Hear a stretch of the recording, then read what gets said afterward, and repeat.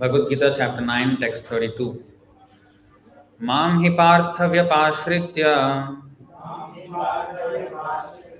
ye pisyuh papayonayah striyo vaishyas tatha shudras tepi yanti param gatim.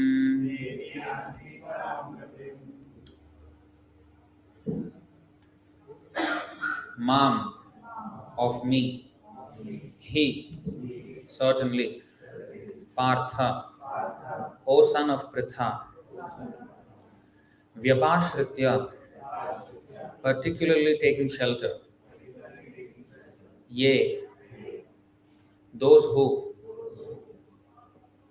api, also, syuh, are, papayonayah, born of a lower family, striyah, women, vaishyah, mercantile people, tatha, also, shudrah, lower class men, te api, even they, yanti, go, param, to the supreme, gatim, destination. Translation and purport by His Divine Grace A.C. Bhaktivedanta Swami Srila Prabhupada Ki Jai.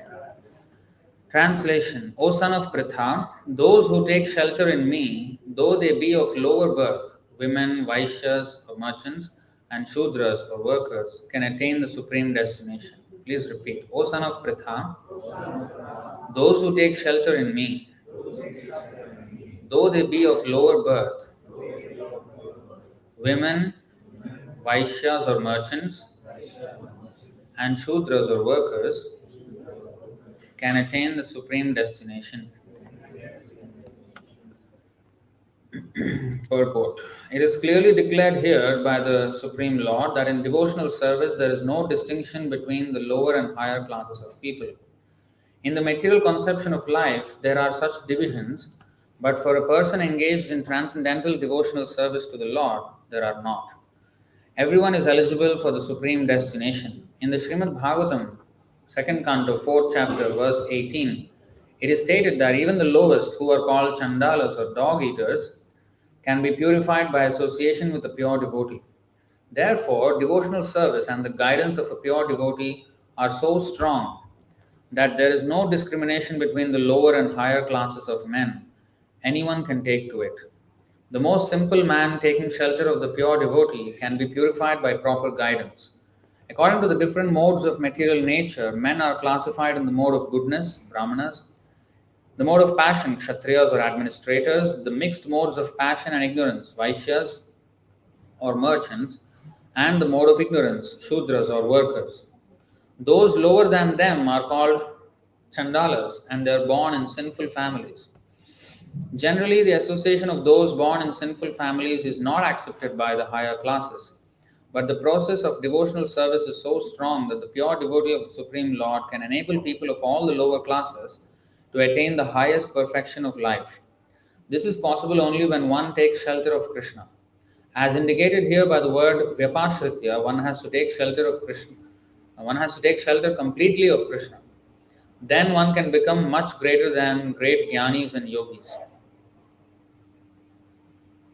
So let's try to understand this verse. This is a sometimes contradictory, not contradictory, controversial, right? This topic of caste system. So people get angry. The caste system, oh, this is discrimination. Why is Krishna using these words? So let us try to understand. So, chapter 4, text 13. This is again Krishna speaking. Okay? Chaturvarnyam maya srishtam guna karma vibhagashah tasya kartaram apimam vidya kartaram avyayam. According to the three modes of material nature and the work associated with them, the four divisions of human society are created by me. And although I am the creator of this system, you should know that I am yet the non-doer, being unchangeable.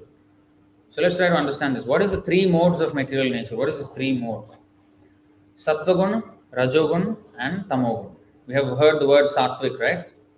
Sattvic means something which is in the mode of Sattva Guna. Guna means the mode, the quality.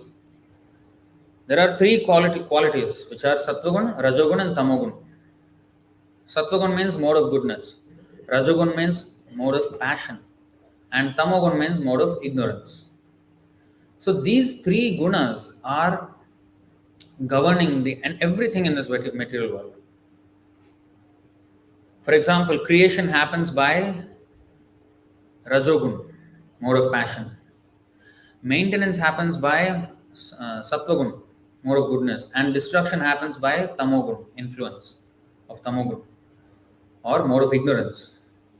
So, everything, like even in the time of the day, Brahma Muhurta, the time about 3 hours before sunrise, starting at 3 hours before sunrise, all the way till sunrise. There is Brahma Muhurta, and especially 1.5 hours before sunrise is the exact Brahma Muhurta. So this time is in the mode of goodness, Sattvic time. People wake up after sunrise. They have missed out on the Sattvic portion of the day. When sun rises, Rajasic portion starts. Because that's when the mode of passion kicks in. And one becomes very busy. Oh, getting ready for work. All this will start. And one goes, rush hour, they call it. Rush hour means everybody is rushing. Everybody is active, busy with material activity. That is mode of passion. And in the night, towards the end of the day, is mode of ignorance. People become lazy, tired, and those who are in the mode of ignorance, like those who go to nightclubs and all, they are tamasic, not sattvic, opposite, tamasic. Those people flourish at that time. Nightlife, they call it. That nightlife is basically tamasic life. So everything, even music, for example, there is sattvic music, rajasic music, tamasic music. Everything, food, charity, religious principles even, sattvic, rajasic, tamasic. So in this way, everything in this material world is classified under these modes, and people also are within these modes. Those who are predominated or influenced predominantly by the mode of goodness, sattvic, they are called Brahmanas. Not because I am Brahmin birth, born Brahmin, no such thing. Krishna did not say that. Chatur Varnyam Maya Srishtam, 4 divisions of human society I created. Maya Srishtam means it is my creation. So Krishna is saying this. It is he who created. But on what basis? Guna Karma Vibhagashaha, not Janma Vibhagashaha. Not according to birth they were divided, by quality and work. That is a merit-based society, which is what we are now living in, correct, right? If I qualify myself as a doctor and I work as a doctor, then I'm a doctor. If I qualify myself as an engineer and work as an engineer, I'm an engineer. Not that because my father is engineer, I'm also engineer, born engineer. No such thing, right? So, similarly, this is also Guna Karma Vibhagashaha. Vibhaga means divisions, categorization. It's not actually dividing the society. No. It is not discriminating the society and discriminating against some classes of people. No, it is a categorization of society, and that's a very important distinction to understand, because even if you see in any company or any country, in any establishment, there is the head or a board who are the counselors or the council members who govern the direction of the organization, right? They take the strategic decisions and they decide what will be the big decisions for the company or whatever it is. And then there is the CEO, the Chief Executive Officer, who acts under the direction of the board members or under the council of the board members, and he actually executes those decisions. And under him, there are many teams, and each team has sub teams and members and like that, right? So that is the same thing. It is a categorization, not that everybody is CEO equal. Oh, let's make all equal, all CEO, everybody chief. What is the meaning of chief then? So it doesn't make any sense. There has to be categorization for any meaningful establishment, so that work can be accordingly delegated according to their skills, according to their qualities, according to their work experience, right? That is exactly what this varnashram system is. It's not a birth based caste system. It was abused like that. So when a system is abused, the system is not at fault. The abuse is the problem, the abuse of the system. A knife in the kitchen is meant to cut vegetables, and but I can abuse or misuse the knife and what is that? Kill someone with it, right? That does not mean no knife should not be sharp anymore. They should be blunt. Knives are a problem. No, knife is not a problem.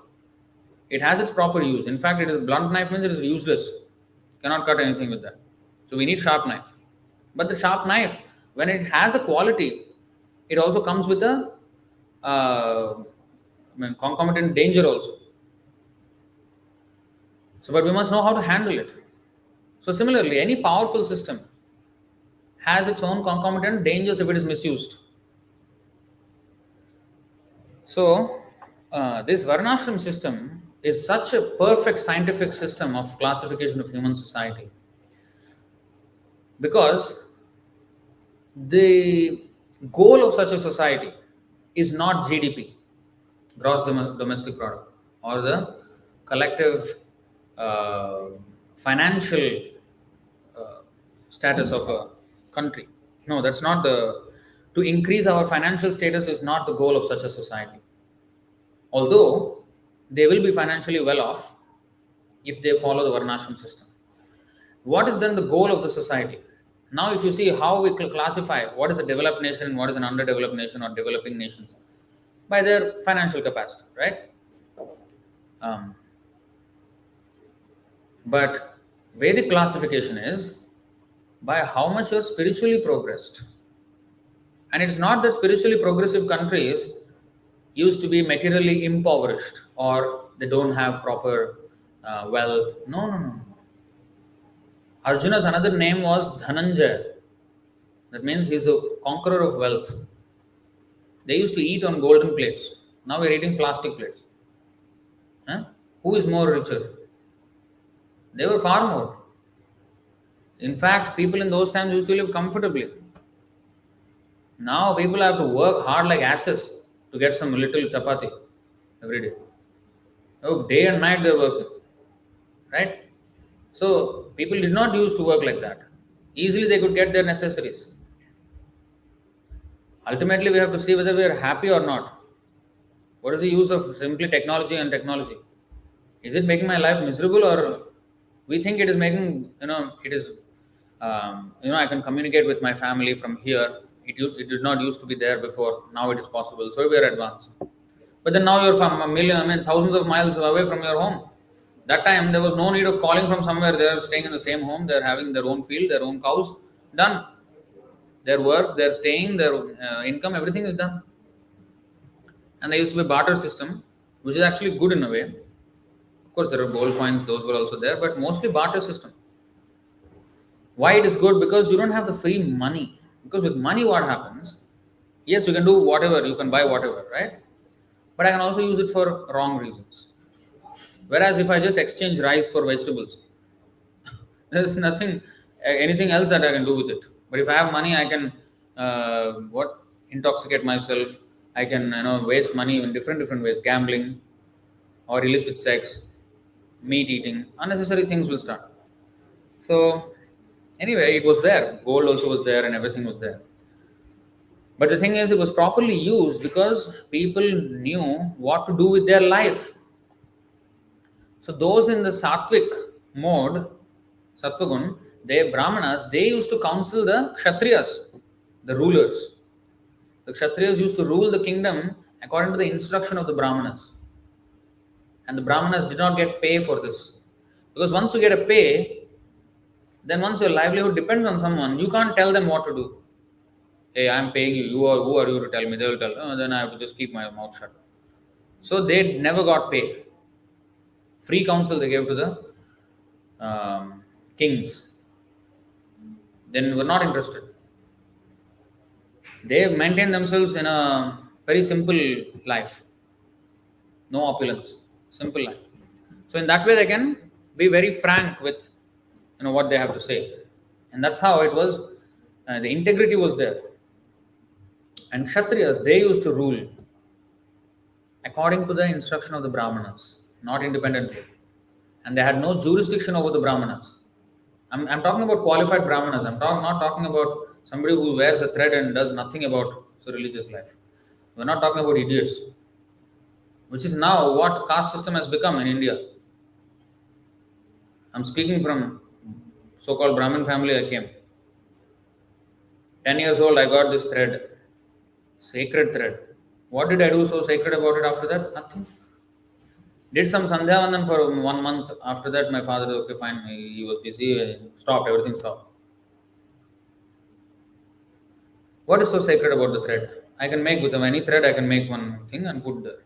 What is so valuable in that? Nothing valuable. It's like a certificate. When you have a certificate from some degree or something, it shows that you are qualified. But I can print the certificate with a suitable paper. I can print here also in printer. How is that not equal? No, it is not, because both the paper, externally it's paper only, but this paper means it is signifies that I have learned something. It is from an authoritative source, and that's how it has value.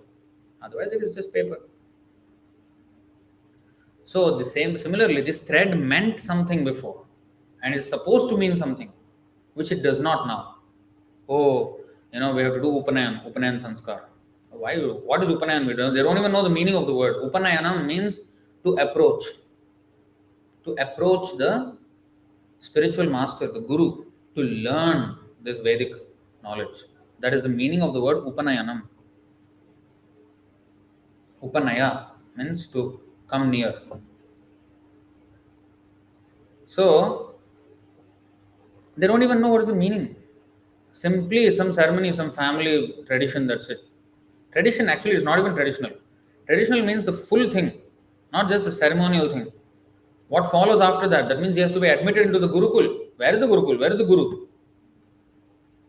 Oh, he's going to school, no? Same thing. No, it's not the same, sir. It is not the same. Our modern school is atheistic. There is no mention of God there. Whereas Gurukul is only God. God is the first thing you will learn there. And then you will learn about everything. It's not that you won't learn about everything. You learn everything in relation with God. Not some stupid theory like the Big Bang. Oh, something exploded and then everything got created suddenly. We don't subscribe to some stupid philosophies. Because nothing gets created like that. Your iPhone got created with a Big Bang, is it? How did it was created? There was an intelligence behind it, right? Intelligence of many thousands of people, engineers and scientists, who come together and made such a device which can do so many things in one small thing. Exploded and came out. Huh? After that, when phones explode, they will say something wrong with the phone and they'll ask you to return back. So how can you say that the universe started with the Big Bang? This is atheistic education. They never will give the credit to God. If they make a small spacecraft, they will say, oh, ISRO, Chandrayaan, we have gone to, we have did this, we have done this, mission spacecraft, and you send some small piece of metal somewhere. Krishna is moving millions of planets, huge like that, without any fuel. No credit for him. No credit. You paint a rose and then so nice painting. Who is the artist? Oh, this person. Signature is given. Artist Vyasapuja Das. Signature is there. Krishna, he is painting so many roses. He's painting the beautiful sceneries every morning, beautiful sunrise. Every morning, different sunrise. It's different scenery. Clouds will be different. Lighting will be different. Every day, different sceneries. No signature is putting. He doesn't put signature. Because he does not need any, what is that? Like praise. Here I am. By Krishna. He does not do that. You find out how it is. If you have some intelligent brain, then you will find out. So, Krishna gives in Bhagavad Gita, I am the one who is the light of the sun. I am the light of the moon. I am the taste of water. I am the sound in ether. I am the ability in man. So all these things he's describing, he's teaching us how to see him everywhere, how to understand his hand in everything. So he is the one who created the system of classification of human society, so that everyone, first of all, is employed. Why there is unemployment today? Today morning also we were discussing about that in Bhagavatam class. Why is there unemployment today? Because the universities, all these are churning out so many Shudras. You know what is Shudra is? Shudra is one who works for another person. That is a Shudra. Today everybody is Shudra. By quality, Guna Karma, everybody is Shudra. If I work for someone, that is Shudra. Brahmanas, they don't work for anyone. They will never earn money by working for another person. Real Brahman. He will teach Pathan, Pathan, Yajan, Yajan, Dan. Not that he is a lazy idiot. No. He is not a lazy fellow. He is very busy, so busy in educating people about the aim of life that he has no time to do another work. Or rather, he will not do also. Because he will depend on the Lord, whatever the Lord gives. And whoever learn from them, it's customary that when you go to the Guru, you take something for him. There is a way how to meet a sadhu, a teacher. Some fruit, some rice, some dal, whatever. So whatever his students give, that he will not even demand. He will not charge fees, exorbitant fees like now universities are making money. Huge money from children. That's not how it works. Vedic system. He will give free education. Just that, whatever you can give every time you come, a little bit something. It can be flowers, it can be anything. Whatever within your means. That's it. But everybody has the access to education and Vedic education, theistic education. Not that they were deprived of scientific knowledge. No, they knew everything. Far better than modern scientists also. So, take for example the Bhagavad Gita. Sanjay was relaying the message to Dhritarashtra in the palace, whereas the war was going on the battlefield. He was seeing it like a television, without any satellite, without nothing, by yogic power. We have to depend on the government's, the satellite, whatever system, electricity, we have to depend on all these things to stream live Bhagavad Gita class. Krishna was just speaking only. And Sanjay was just live commentary he is giving to Dhritarashtra. How is that possible? That means there are other systems of science which modern science absolutely has no clue of. Now you may say that, oh, okay, maybe it is there, but only Sanjay could see, other people could not see. Today, thousands of people could see. Therefore, this is better. No. Why? Because you give power to a fool, he will misuse it. And that's exactly what they're doing. Today, everybody has a chance to see far off things. What they're seeing? FIFA, soccer, Cricket World Cup just concluded, right? Thank God India lost. Otherwise, Indians will be proud. Oh, proud. And I did not want them to be proud. Very good they lost. It's simply wasting time. How did your life change by watching cricket? What it changed? At least the cricketers who was playing, he's getting some salary, hefty salary. You are paying for your cable TV, you're paying with your time, watching it, gaining nothing in the process. Oh, India won, India won. Arre, what did you achieve here? What did you do with the time? What did you accomplish? Okay, they won. What are you doing? You lost. You lost your time, you lost your money. No, it's inspiration. You can take many lessons in life. You can turn it into life lessons. Extract some nonsense from anything. Whatever you can say, Nowadays people are like this. If you want to learn about life, read Bhagavad Gita. You will never learn about life otherwise. We'll learn like what animals do. If you want to learn like a human, then the Bhagavad Gita is one we have to understand. That's how we understand what life is. So, this power that everyone can watch live now is actually not good because it is in the hands of fools. Power is in the hands of fools now.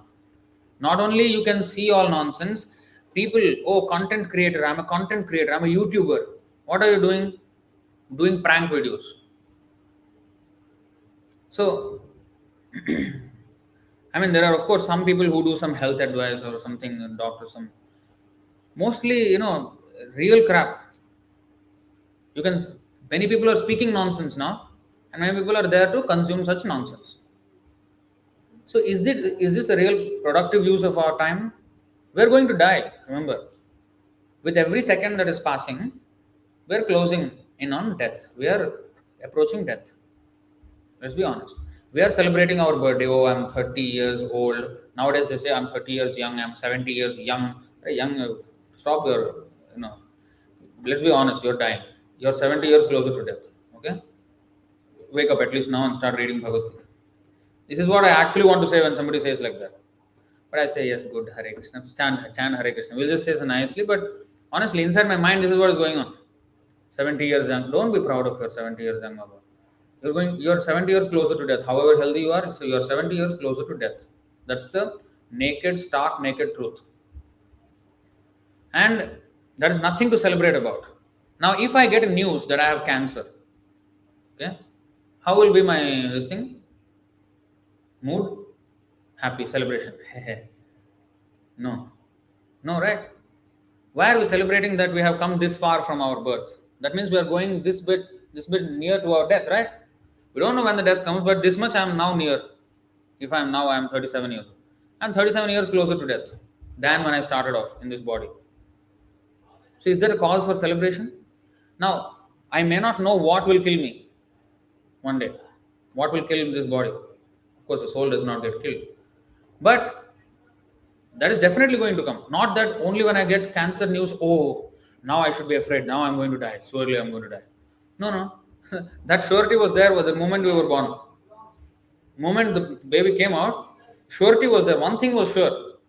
We don't know whether the child will become a criminal or some Sundar Pichai or some Sachin Tendulkar or some Ramanujacharya. We don't know. But one thing is sure. He's going to die. Other things we're not sure, but one thing we're sure, he's going to die. That is the only thing we're sure of about that child when he's born. Okay? But we act as if death was never knocking on our doors. Oh, suddenly, cancer. Oh, what is this? What is it? That was already there. Either cancer or accident or something was going to happen and we're going to die.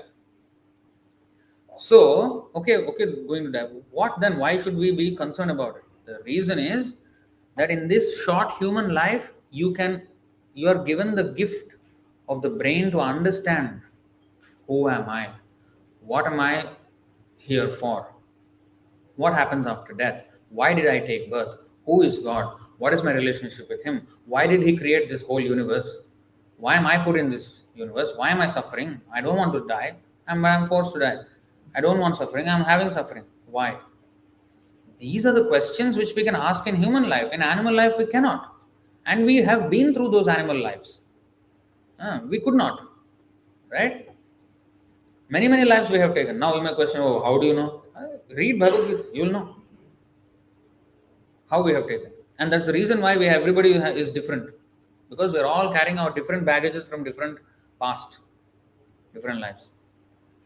I don't want to go because that's not the topic of today's class. Otherwise, reincarnation can be completely proven. Very easy to prove, in fact. It's a very simple thing. That's where it starts, in fact. So we have been in the dog's body, we have been in the bird's body, everything. Now we have come to human body. And in this short human life, we have to make a complete solution. The Krishna, why he spoke Bhagavad Gita, he wants us that after this life, don't take another birth. Stop this. Because you're not meant for this. You come back to me, to Vaikuntha. Where there is no more birth and death, you can enjoy eternally with me. Don't have to die anymore. That's what Krishna wants to invite us to. We don't want to take the invitation. That's our problem. So, anyway, that is the aim of human civilization, this Varnashram system. So that the Brahmanas will guide, the Kshatriyas will execute it, and the Vaishyas, they do 4 things actually. Krishi means farming, agriculture. Goraksha, cow protection. Vanijyam means trade and banking. These 4 are the activities for Vaishyas. And Shudras, they will just serve the others, employed. Nowadays, modern education system is only churning out Shudras. After the degree or masters, if I don't get a job, my masters is useless. I'm master of what? They'll tell you, oh, master. You become servant there. You're servant. Who's master? Your boss is the master. That guy doesn't know how to sign his own signature. He's master. You professor, you are working for him. Right? So, masters, just all name only, masters, what masters? And I don't understand why it is called bachelors. That is where they find their girlfriends. And bachelors. What? Why is it called bachelors? It doesn't make a sense to me. Whereas, if you see the actual words in the Bhagavad Gita, they actually mean something. What is this bachelors and what is this masters? He's giving up his bachelor life in the university, and when he graduates as a master, then he becomes a servant. Like what? This is our material education today. We are fed a narrative and we are going with it, never thinking once what are we actually doing. You know.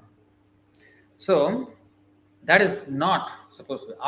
This education, Vedic education, there will be no unemployment, because now today those persons who are supposed to be qualified as Brahmanas, they are also becoming Shudras only. They are also hunting for jobs. So there are so much supply for Shudra jobs, and Shudra jobs are not so much. Brahmanas fully vacant, full vacancy. Here we are begging, please, one person, please join here. One person to teach Bhagavad Gita to people. People don't want to join. And if the one person is interested, the parents will make a fuss like anything.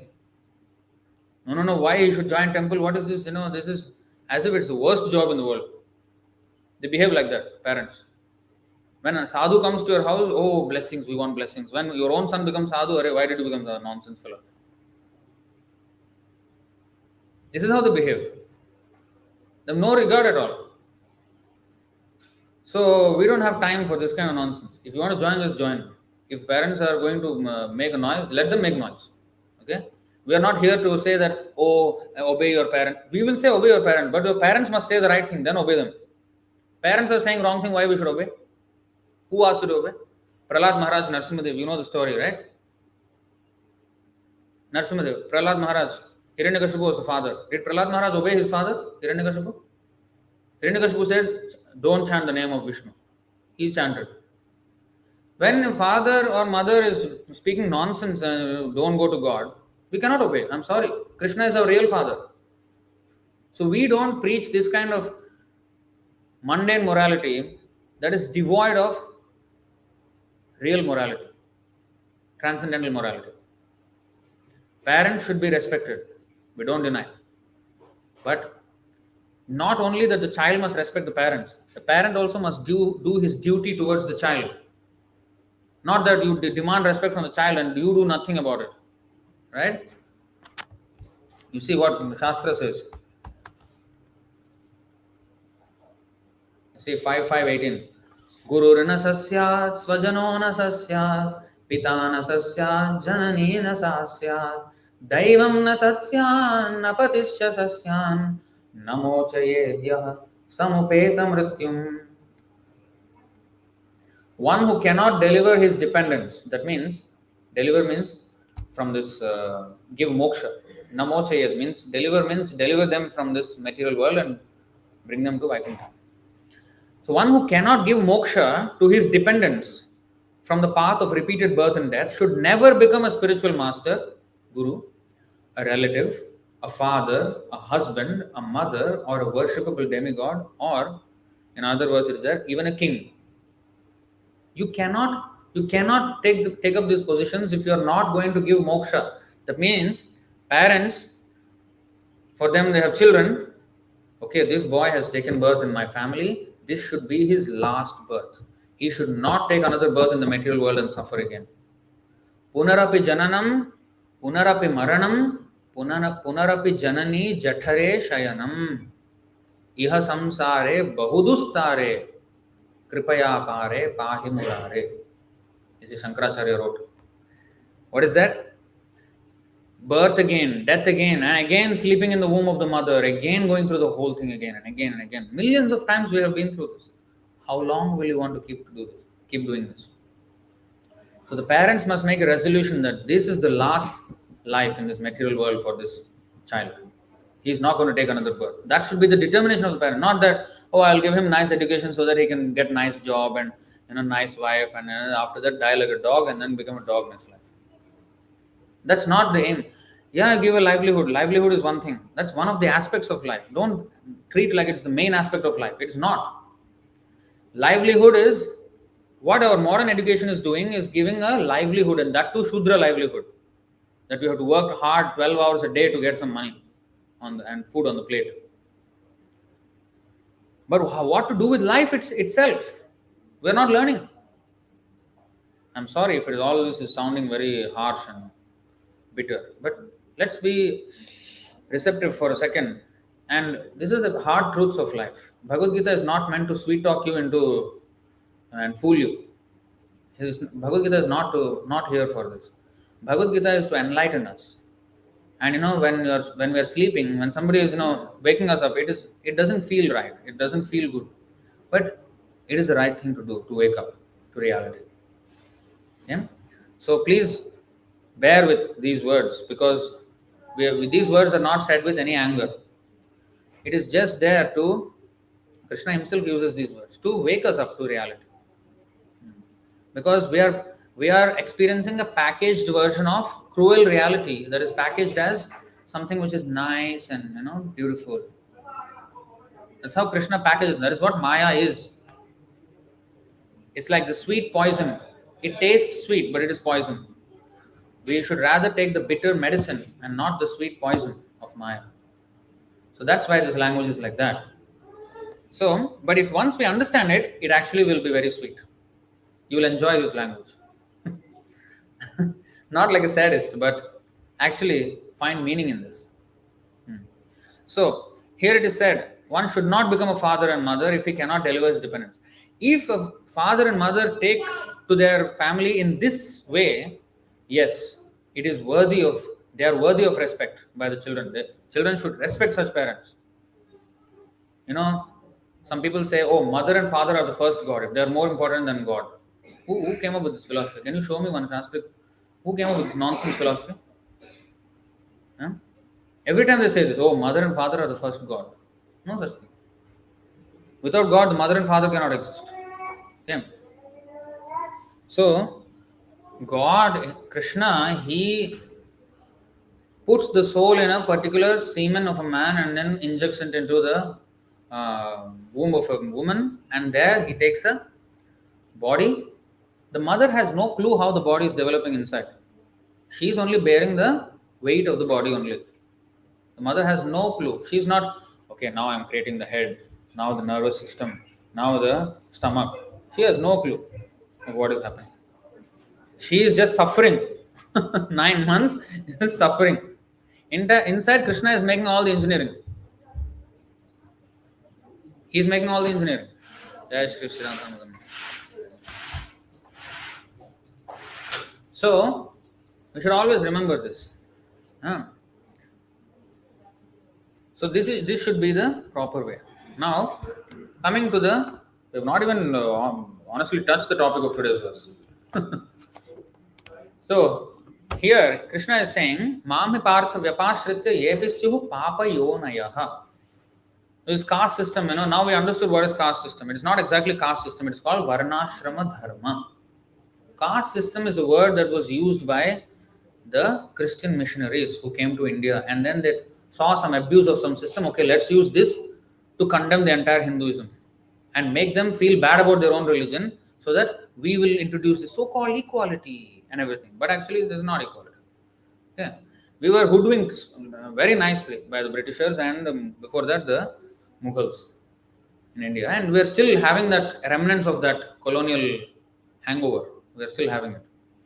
So we should come out of it. We should understand our Shastra. Then we will know what is what. We are taught our Shastra by the foreigners. And that's why we accepted their version of our Shastra. We did not open our own books and read. That's the problem. So when we open Bhagavad Gita and read, then we will understand, oh, this is a very scientific, very logical system and the most perfect system of human categorization and organizing the human society, so that spiritual advancement is given the highest importance. That is Varnashram Dharma. At the same time, there is enough financial, economical growth and everything. Militaries, everything used to be there. There was no need of big, and there used to be vimanas also. Aeroplanes were there. Ravana, he abducted Sita on an airplane, right? Pushpaka Viman. It is not some mythical tales. And that Viman, that aeroplane was far superior to our modern aeroplanes, which make tremendous amount of noise. There was no airport needed for such planes. They can land anywhere. They travel by mantra. Just by mantra, and if the person can will, okay, I want to go here, he can just go without a single sound, very quiet. That science is completely lost today. They don't even have a clue. So everything was there before. It's not that it was missing and suddenly we are so advanced now. We are not advanced. We are actually, in the past 4.3 million years, we are the worst at this present moment. We have devolved to the worst possible state at the present moment. It's only a show of advancement. It is not real advancement. That is a topic for another day. But here it is. So, yepisyo papayone. Now there is differences in our physiological and psychological structure. Krishna created us not as equals. As Atma, we are all equal. And therefore, this Krishna consciousness is open to everyone. Krishna says, even though one is born, and low cultured or less intelligent, he can also come to me. Now here he is using language which is sometimes not acceptable to people, especially in today's day and age. He's saying, you see what he's saying? Those who take shelter in me, though they be of lower birth. Who are of lower birth? Women, Vaishyas and Shudras. How can you say like that? Now, big protest will start. But here we are not condemning anyone.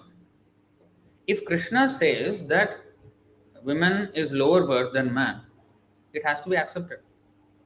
And there is no reason for discrimination. Not that, oh man, we are better than women. That is not. In fact, one who thinks like that is worst. But it is Krishna's own words that actually women by nature are less intelligent than men. It is difficult to digest for a start. Less intelligent in the sense, in many ways, psychophysical structure. That's how women were created. Now you may say, oh, they are also doing the same jobs as men, and this. That is actually a sign of less intelligence, because we're not supposed to be doing the same jobs. We are made for different things, and we should do different things, and we should engage ourselves as we're supposed to engage.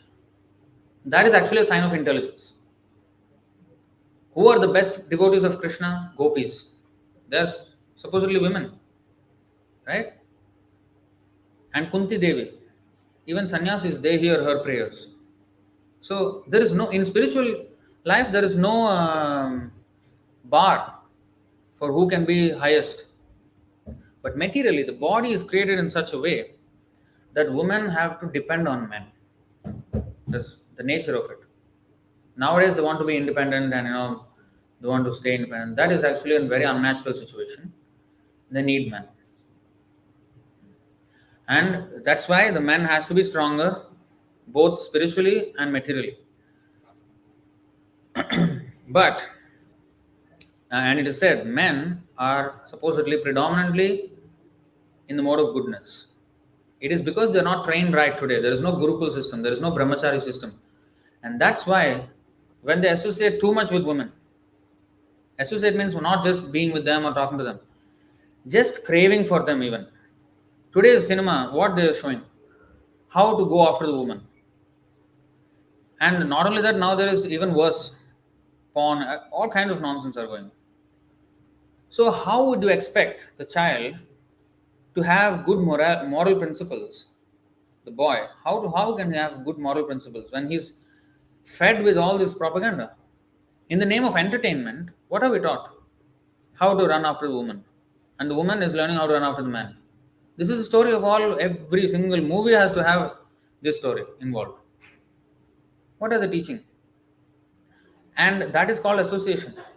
So, if we are so sensually attached, then we will have no good qualities. But if the boy, he can be trained as a brahmachari, first class character, he will develop first class character. So, he will not be dependent on a woman.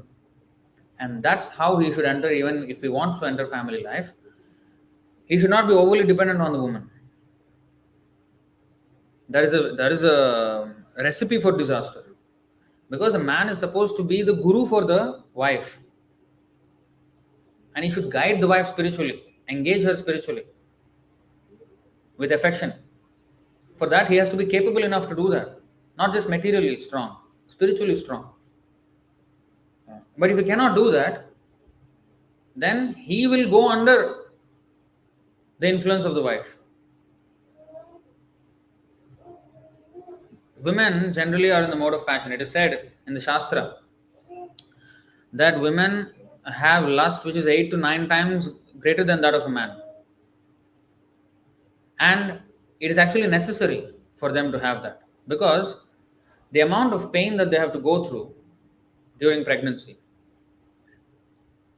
Every time the mother gives birth to the child, she will say, I will never do it again.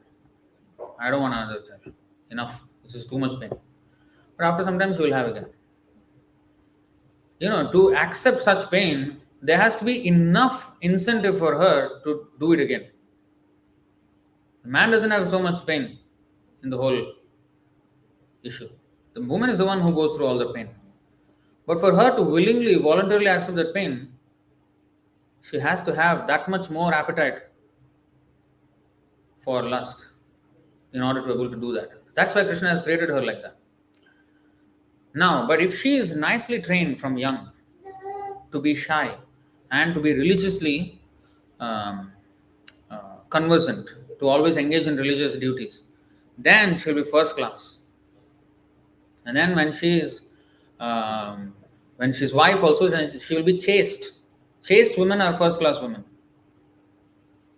That means they're very submissive. Like you see, for example, in our Vedic history, all great women, who are they? Sita, Savitri, even Gandhari. Gandhari also was a very exemplary woman. Mandodari. What was the common thing among them? They were very chaste to their husbands. That is actually the powerful woman. And she becomes so powerful by such chastity that she gets all the mystic powers of the great yogis just by being chaste to the husband. Like Gandhari, she was from Afghanistan actually, in Mahabharata, Kandahar, even now it is Kandahar. That is actually from the original word was Gandhar. And she was Gandhari, the daughter, the princess from Gandhar. So, she was so exquisitely beautiful that there was no match for her beauty. But when she came to know that her to-be husband was blind, she did not protest. How can, such, I'm so like Miss Universe and you're giving me to a blind man? What is this? No protest. She just covered her own eyes. I cannot be more than my husband. I will cover my eyes. And with that, she got so much power that when Duryodhan, she asked Duryodhan to come before her naked, so that she can open her this thing and she can give him so much power that his body will become like armor. You know this part of the Mahabharata? But as he was coming, then Krishna saw him. Hey, what are you doing? What is this naked? What is this? Shameless fellow. Then he put some leaf and went. And then when she opened her eyes, she was disappointed.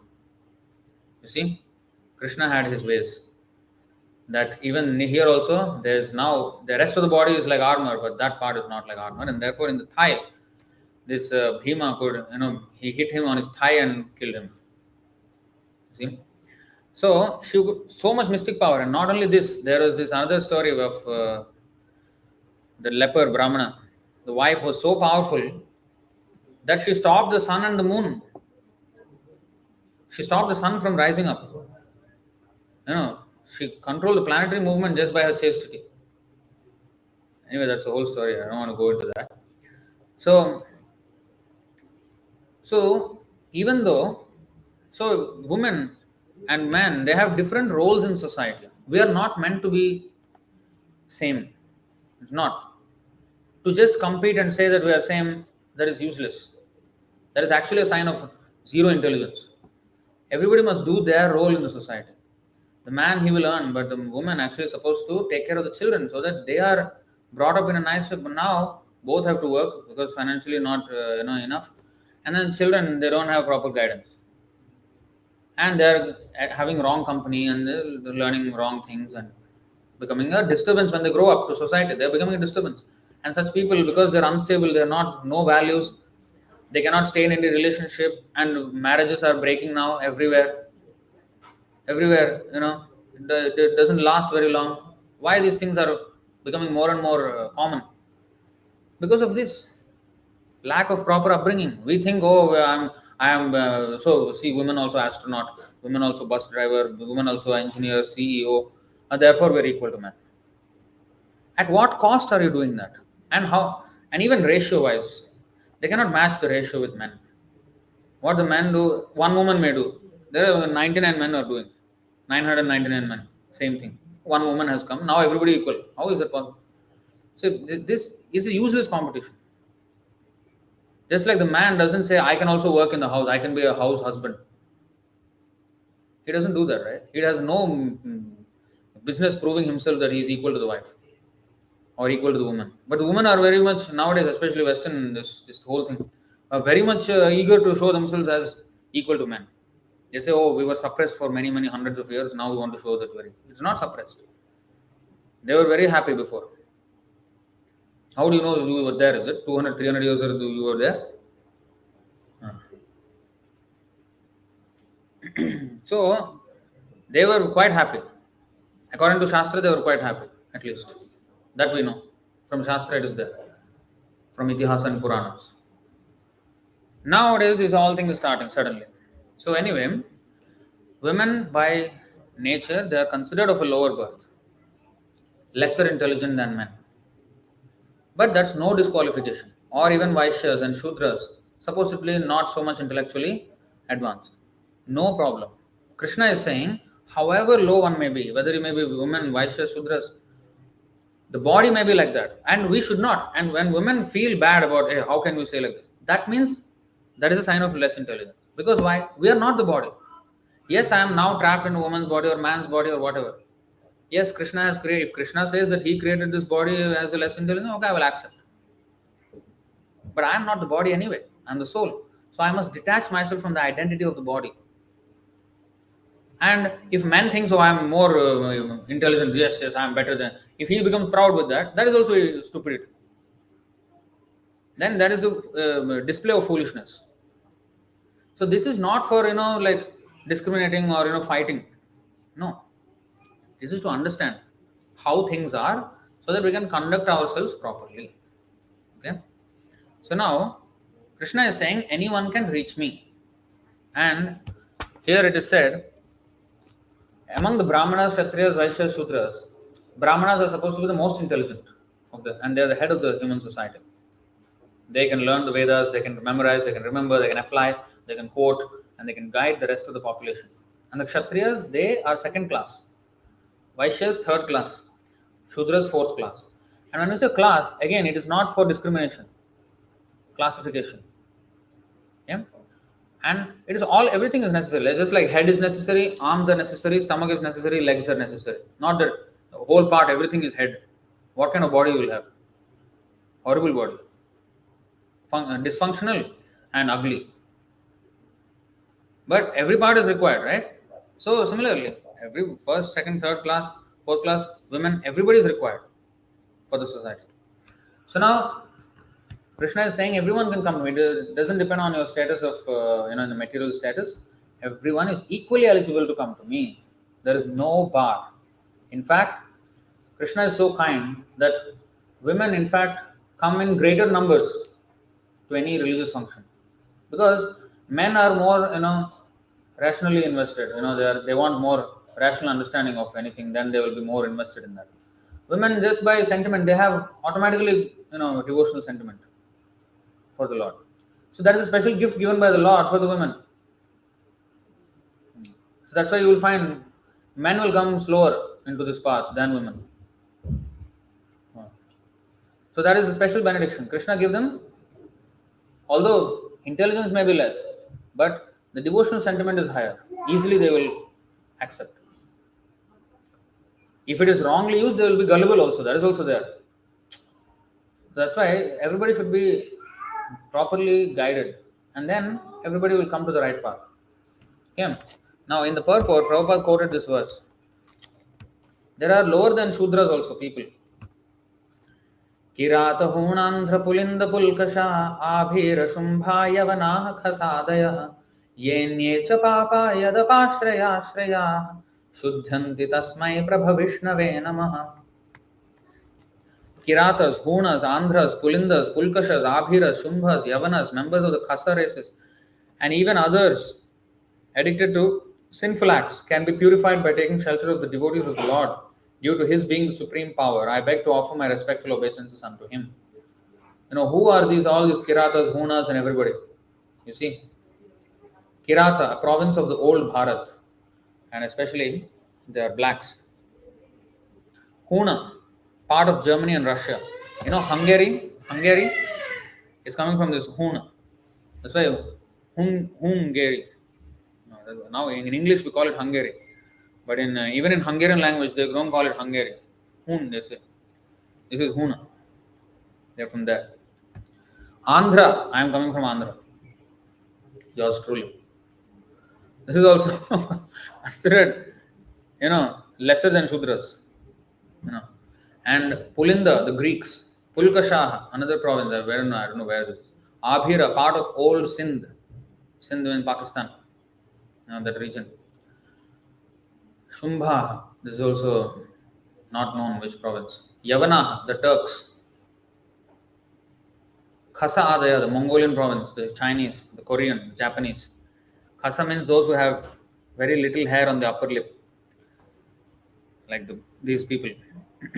So all these are actually coming from very low backgrounds, cultural backgrounds, lesser than Shudras, Yavanas, Mlechas, Chandalas, such cultures. But even there is no bar even for them. If they surrender to the devotees of the Lord, they also can attain complete perfection. Now, before we close, I want to show you something else. Who else can come to the Lord? Okay? Where is that verse?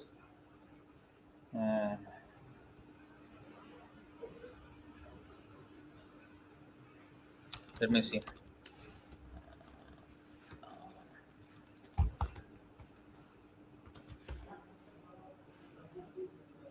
Yes. I was lucky. Okay.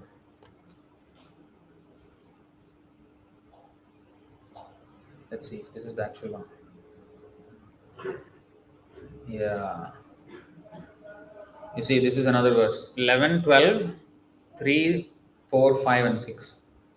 Satsangena hi daiteya yatu dhana mrigaha khagaha गंधर्वाप्सरसो नागाः सिद्धाश्चारण गुह्यकाः Vidyadhara मनुष्येषु वैश्याः शूद्राः स्त्रियोऽन्त्यजाः रजस्तमः प्रकृतयस्तस्मिन् युगे युगे बहवो मत्पदं प्राप्तास् त्वाष्ट्रकायाधवादयः वृषपर्वा बलिर्बाणो मयश्चाथ विभीषणः सुग्रीवो हनुमान् वृक्षो गजो गृध्रो वणिक्पथः व्याधः कुब्जा व्रजे गोप्यो यज्ञपत्न्यस्तथा परे. You see, in every yuga, many living entities entangled in the modes of passion and ignorance gain the association of my devotees. Thus, such living entities as the Daityas, that means the demons, like Prahlad Maharaj, Bali Maharaj, they were born in the demon family, but became exemplary devotees. So such living entities as the Daityas, Rakshasas, birds. Who is a bird example? Jatayu. Garuda also. Of course, Garuda is Vishnu's bird. Beasts. There is, what is that? Who fought with Krishna? Jambavan. And also the monkeys, Vanaras. Birds, beasts, Gandharvas, of course, they're higher than, they're Upadevas, who are higher than human beings. Apsaras, Nagas, Siddhas, Charanas, Guhyakas, Vidyadhara, these are all higher than humans. They're more advanced than humans. They're not as good as high as Devatas, but they are called Upadevatas, lower than them, higher than human beings. As well as such lower class human beings as the Vaishyas, Shudras, women, and others were able to achieve my supreme abode. Vritrasura, Prahlad Maharaj, and others like them also achieved my abode by association with my devotees, as did personalities such as Vrishaparva, Bali Maharaj, Banasura, Mayadanav, Vibhishana, Sugriva, Hanuman, monkeys. Apparently, from outside, externally they are monkeys, right? Supposed to be less intelligent than human beings. But Hanuman, I mean, look at his stature. Everybody pray to him, praise to him. Sugriva and Hanuman, they became so great. Jambavan, Gajendra, elephant. Jatayu, Tuladhara, Dharmavyadha. He was a meat eater. Kubja, who was a hunchback woman. The gopis in Vrindavan, who were supposedly women, supposedly less intelligent, but no, they're the greatest of devotees. In fact, Chaitanya Mahaprabhu said, Ramya Kachadupasana Vrajavadhu Vargenaya Kalpita. That means there is nobody greater than the gopis. Among all devotees, all classes of devotees, from all kinds of Narayana, of Rama, of Vishnu, everybody, the highest devotees are the gopis, because no one's surrender can come even close to that of the gopis. And the wives of the Brahmanas who were performing sacrifice, all of them achieved complete success of life. So that means anyone who associates with devotees, even if they be animals, they will get highest perfection of life. So, externally we may have all these differences because of our body. Just like humans, women, man, there is difference. But also man is less intelligent than devatas, right? So always there is gradation. But as souls, we are all equal. We are all equal. All these differences vanish when we come to spiritual platform. That's why if you want real equality in the world, and everybody must be devotees, Krishna consciousness is to be introduced everywhere. Of course, when we join Krishna consciousness, it's not that today I joined, tomorrow I am now perfect devotee, I am as good as gopis of Vrindavan. No. It will take time. So while that growth is happening, while that, we are becoming devotees, we are partly materialistic, partly spiritual, right? So that is our current state. So as we are, just like when you walk, your front step goes onto the ground and then your back step will get off the ground, right? You know what I'm talking about? You put your front foot forward and then you lift your back foot. Not that your front foot has not stepped in and the back foot already up, then you will fall down like that, right? So similarly, when we are going into spiritual life, we have to start putting our foot forward, and then as we have balance on this foot, then this foot will come out. So we should give up our material life in a gradual way, right? So in that transition phase, there may be dharmic duties of men, women, brahmanas, kshatriyas, vaishyas, shudras. These divisions are there because we have certain materialistic qualities. Now we have materialistic qualities, but we are trying to spiritualize each of them. We are transitioning.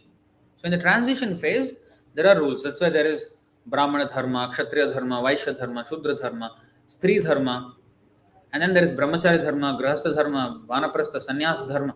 All these are there.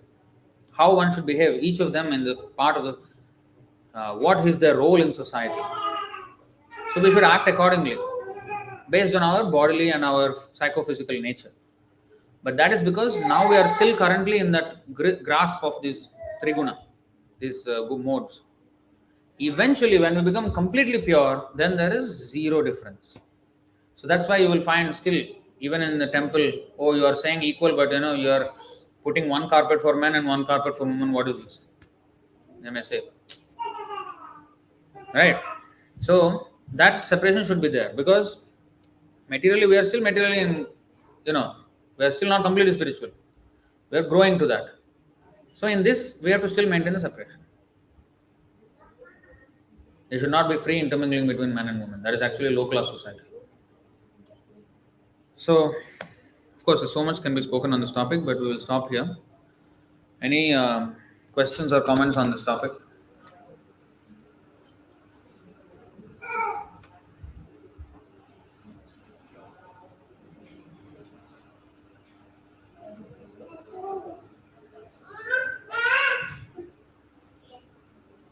So there is one question. Just hold on for a couple of minutes. Um, One question. So the one Mataji is asking online. Taittiriya Upanishad says Matrudeva Bhava, Pitrudeva Bhava, Acharya Deva Bhava. So what about that? Is not Matrudeva and Pitrudeva their first gods? Well, yes. When they are represent, they are not God. Come on, let's be honest. They're not God, but they are representatives of God when they act on behalf of God. If I have to be representative of a company, I have to represent the company. If I don't represent the company, I'm not a representative of the company. So if they're representative of God, they should be given as much respect as God. Yes, that's why we should give Sakshat Dharitvena Samasta Shastrair. The Guru should be given as much respect as God is given. Because he is a confidential servant of God, he is telling us what God wants to tell us. Therefore, he should be given as much respect as God himself. That is there. Every Shastra proclaims it. Correct. So Matradeva Bhava, Pitradeva Bhava is there, provided they are acting in that way. You see this? Madhvacharya gives this opinion. Harirasmin sthita iti strinam bhartari bhavana sishyanam cha gurau nityam shudranam brahmanadishu bhrityanam swamini tatha haribhava udiritaha. That means a woman should think of her husband as the Supreme Lord. Similarly, a disciple should think of the spiritual master as the Supreme Personality of Godhead. A Shudra should think of a Brahmana as the Supreme Personality of Godhead. And a servant should think of his master as the Supreme Personality of Godhead. In this way, all of them will automatically become devotees of the Lord. That means what? Why he should consider himself? Not that he will be mistaken, oh, my husband is now God. He is representative of God, therefore, as good as God. But that means, representative means he must represent God. That means he must be the guru for the wife, he must guide the wife and how Krishna wants us to be guided. He should instruct the wife and guide her. Similarly, the guru must do it, the father and mother must do it for the children. Then yes, they deserve such respect as good as God. Yes, we should be obedient. But if they don't do their duty, how can we be obedient? Especially when now we have come to Krishna consciousness and we know the duty. Hmm? And they say, no, no, don't do this, this is wrong. Then how can we still listen to them? They're not representing Krishna there. In that case, we should reject. What to speak of mother and father? Even Guru should be rejected if he says that don't go to Vishnu. That's what happened. Bali Maharaj. Bali Maharaj, his Guru, Shukracharya, he said, Arey, this is Vamana, don't be fooled, this is Vishnu. He is trying to take away everything from you. Don't give him anything. Bali Maharaj was like, if this is Vishnu, then I have achieved success. I should give everything to him. So be it, let him take. Why are you telling me I will reject your instruction? He gave everything to Vishnu. Mother, father, guru, everybody we should give up if they are instructing us against the Lord. If they are instructing us to go to the Lord, yes, fall at their feet. So, just being respectful to the we should be respectful. We are not saying no, but don't make it meaningless respect. Oh, you should respect your father. Your father is saying don't chant God, so you should respect your father. Don't chant God's name. Who's our real father? Who's our real father? Krishna says, let's see.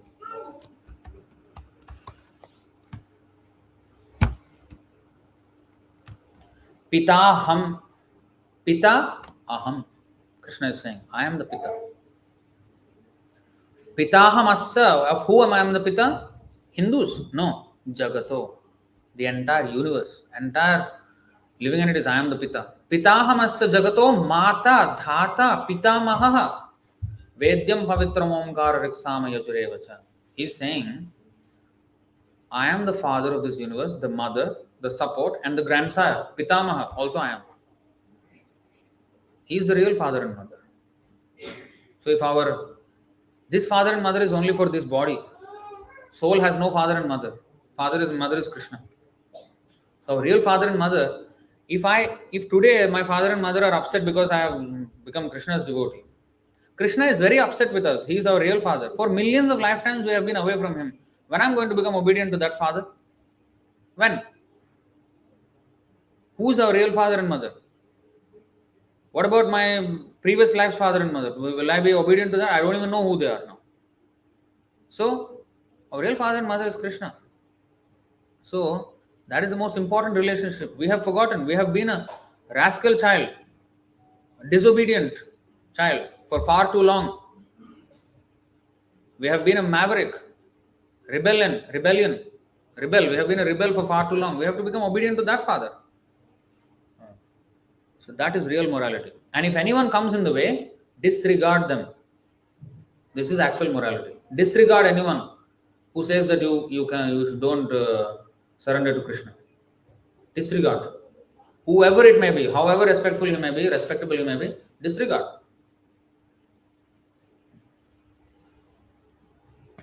So this is the thing we have to understand. All right, we'll stop here. Jai Srimad Bhagavad Gita ki jai. Srila Prabhupada ki jai. Nitai Gaur Premanand. Hari Hari. Hare Krishna.